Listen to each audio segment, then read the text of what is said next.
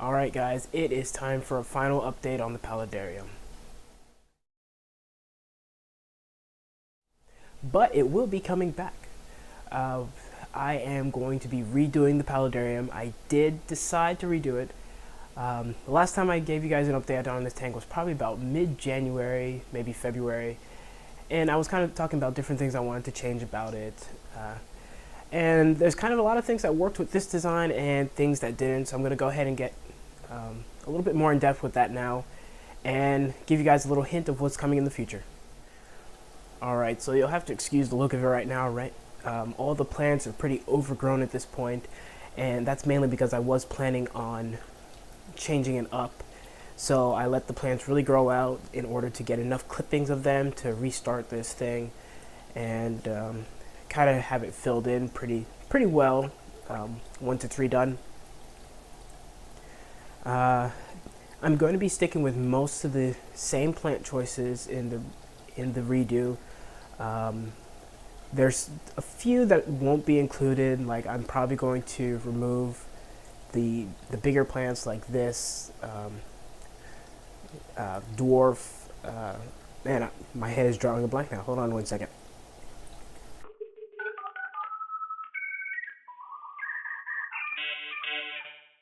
I'm going to be removing this dwarf peace lily.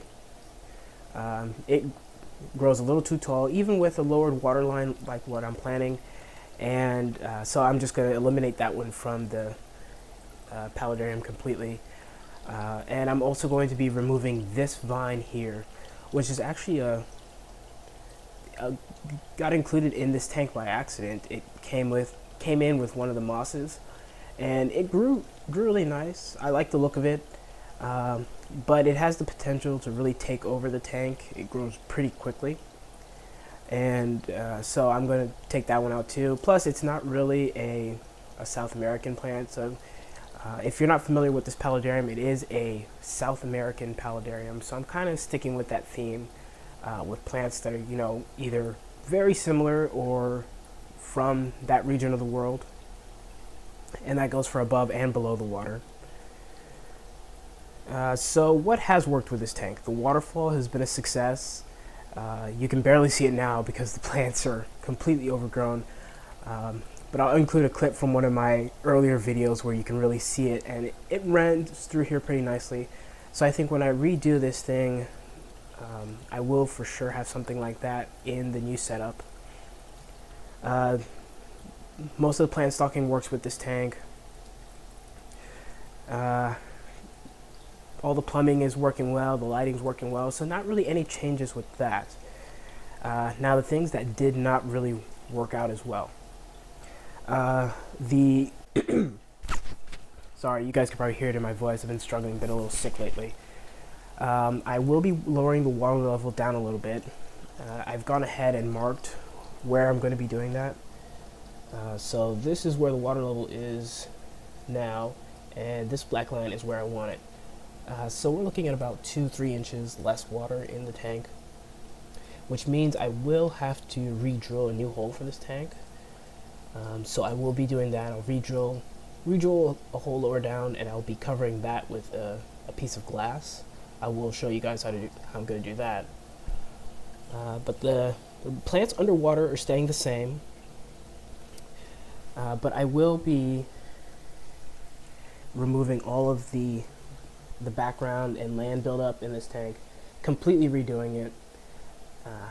I'm mainly going to be pushing it further back against the back glass to give a little more light down below. What ends up happening, you can see there's a lot of shaded regions in the tank, which looks okay, you know, towards the back, but towards the front, what's happening is the fish are staying in this one little area. So I'm not really getting too much activity from them. So I want to see if opening up the tank a little bit more really gets them a little more active. And also, as the plants above the water grow out, it shades out a lot of the below water. So you can see the Amazon sword here is starting to show a little bit of signs of deficiencies in the leaves. And mainly it's because of the light. There's actually another one in the back which is worse off, still growing, still shooting off new leaves, but just not doing as well as it could be doing. So I will be opening that up a little bit. And as far as the stalking goes, sorry about the glare right now, it's the middle of the day, so it's pretty bright in here. But as far as the stalking goes, the fish are going to remain the same. I've tested out the water level lower for a few hours just to see if there's any behavioral changes between the tetras and the epistos. And even when the epistos have fry, everything seems to be doing well. So there's no concerns there, so the stalking will remain the same. Depending on how things go, I may add a few more either embers or reed tetras. But we'll see as time goes on with that. The tank can certainly handle the bioload with all the plants. You can see all the roots growing into the water, sucking up the nutrients and all the nitrates. So this tank is pretty much always at perfect conditions. Alright guys, that is it for this update, and I should say final update on this Paludarium. But look forward to videos on the upcoming redo on it. I will definitely keep you guys updated on it and be putting out a few videos. It'll probably be a multi-part series just like the original build for it was. And thank you for putting up with my voice today. It is just terrible. I didn't realize it until I really started talking how bad my voice is really sounding. But remember to subscribe if you're not already and you want to keep up with these videos. Hit that like button if you like what I'm doing. And I will certainly see you on next Friday's video. Bye guys.